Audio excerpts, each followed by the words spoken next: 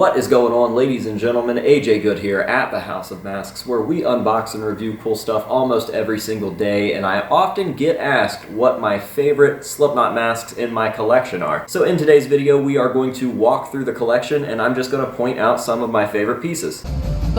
But first, a word from our sponsor, Ridge Wallet. It's light, sleek, and industrial. It doesn't fold or awkwardly bulge in your back pocket. Most people are still using wallets that were designed in the 90s. I mean, think about it. Why have we moved from large flip phones to small smartphones, but we still carry around the same big, stupid wallets? Let me quickly tell you about the features of the Ridge Wallet. It holds up to 12 cards plus cash. There's over 30 colors and styles, including carbon fiber. This durable material comes with a lifetime guarantee. But good luck! The Ridge also has over 40,000 5-star reviews, and that's at least 39,000 5-star reviews. And the Ridge is so confident that they're going to give you guys a 45-day trial run. Test drive this bad boy out for 45 days, and if you don't like it, send it back. You'll get your money back. Ridge will sell the wallet to someone smarter than you. It's a win-win. And it's Christmas time, so make somebody get you this wallet for Christmas. This isn't something that will go unused. You're going to use this every single day. Maybe even gift yourself. Fuck the family. Now, the Ridge has been kind enough to sponsor this video and give you guys a 10% discount with my code. Just go to ridge.com/masks and use the code masks to redeem your 10% discount with free shipping and returns. Trust me, you're going to be thankful that you did. Huge shout out to Ridge for always coming through with the support. We appreciate it over here at the House of Masks, and I hope that you guys do too. We return you now to your regularly scheduled program.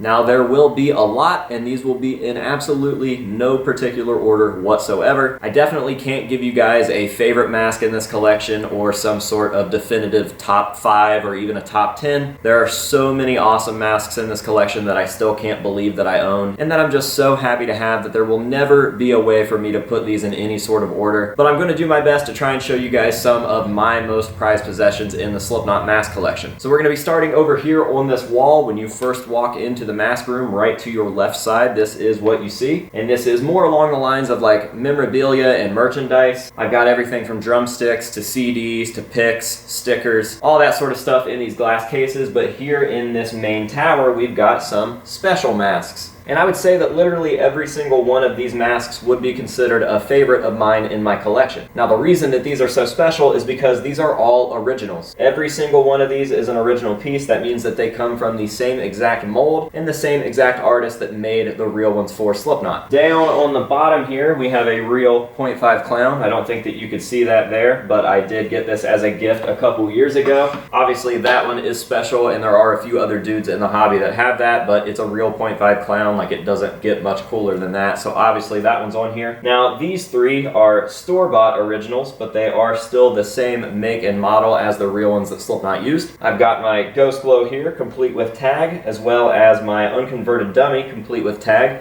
and my vintage West Germany clown. Here we've got my 1 of 6 Sean Crayon Grammy masks, and this was actually made by the same exact artist that made Clown's real Grammy mask, so it's as close as you could possibly get to the real deal. It was pulled from the same mold, all of the same paintwork, and yeah, it's just a super cool piece to have in my collection. Like I said, 1 of 6, so there are a few other people out there that own these, and I'm very, very happy that I was able to talk Chris into making these for us. Now, these top 2 pieces are special for a few different reasons. This first one is a backup mask that was used by Joey Jordison during Ozfest of 2001. Now, we have yet to find any sort of proof of Joey actually wearing this, so it's not technically a stage-used mask, although it is an authentic mask. We've had this verified by a number of sources. I trust the dude that gave it to me. He trusts the person that he bought it off of, and the story goes that this was just a backup mask that Joey had around that time that he ended up gifting to the merch guy of another band.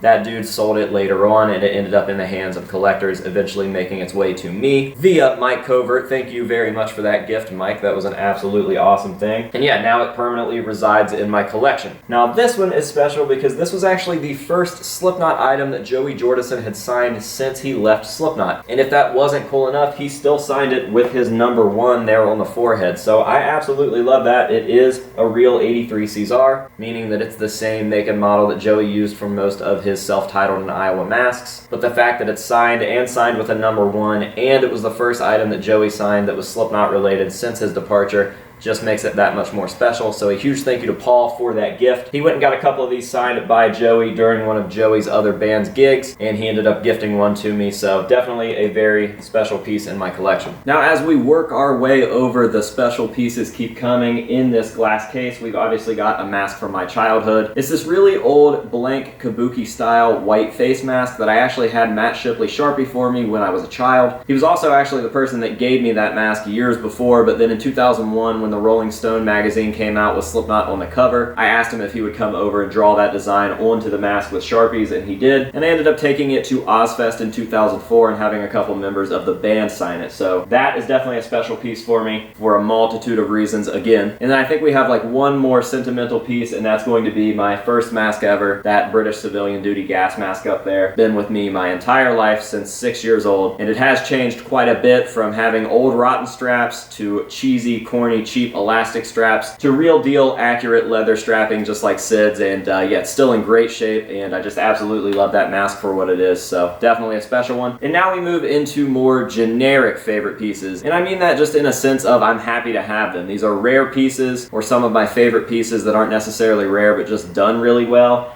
And I think that we would start out with my original Distortions Unlimited battered hockey mask, and this thing is just great because it is so rare. Nick seldomly used this through the Mate Feed Kill Repeat era a little bit right at the beginning of Self-Titled, and then we never really saw it again, but it is a Distortions piece, and it is a very rare Slipknot mask. There are only a handful of these out there, and I did a massive trade to get my hands on this. Sometimes I almost feel like I regret it, but then I remember that I'm one of the only people that has these. And while it was a big trade, I haven't had the opportunity to own another one since. So in my eyes, this is like a once-in-a-lifetime score, and yeah, I'll probably end up owning one again in the future, but that's not because I'm lucky or anything like that. It's because I just have the means to do that now. So yeah, the Battered Hawk definitely goes on the favorite list.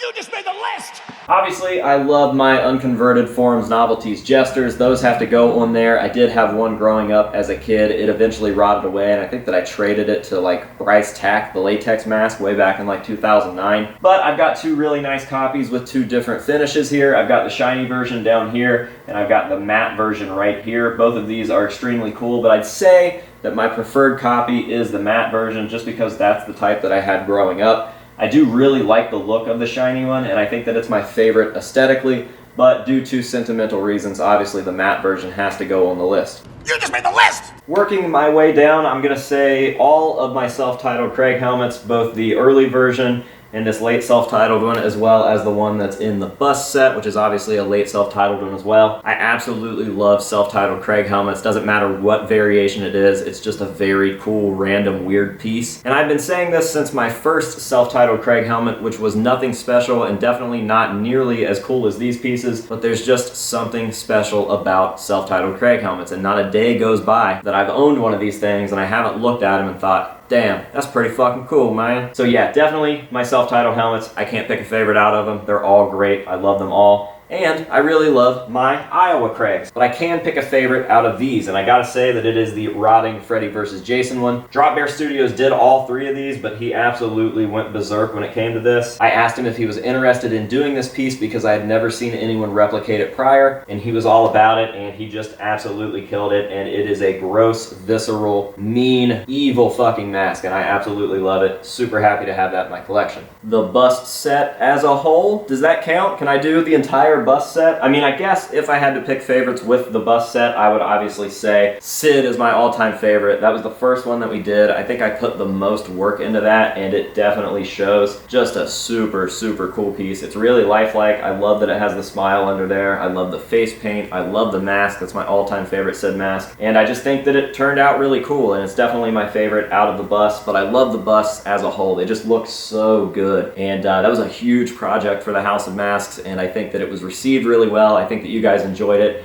And yeah, definitely a good time. I love the busts for sure. But yeah, I gotta go with the Sid. Out of all of them, the Sid is my favorite. All right, so we are getting closer to the end of the line, and one piece that I've always found to be really special is my converted Crash Test Dummies mask. And not only because of the rarity, but also this is one of the only pieces in my collection that I still have that was converted by Aaron Rooney. It's still in fantastic shape. There's not a hint of rot anywhere. And it's really good to know that I have a perfect condition unconverted dummy and a perfect condition extremely accurate converted version. So yeah, I've always sworn by Aaron's work, no matter how bad of a person he ended up being. Obviously a scammer is a scammer, but I'm glad that I have a piece from him that shows off this quality, and there's just something really special about Aaron's work. I've always said that. It sucks that he turned out to be the person that he was, but I've got this sick fucking dummy in my collection. Alright, so I think that is pretty much it. I mean, I have a favorite mask from each member for sure. Like, obviously I love my Spit It Out Liar. I would say that this is my favorite Chris mask in my collection. I love my entire Sid Wilson gas mask set, like every gas mask between Self-Titled and Iowa. I absolutely love seeing all of those guys together, and although I don't think that it's technically complete yet, it's pretty fucking close. And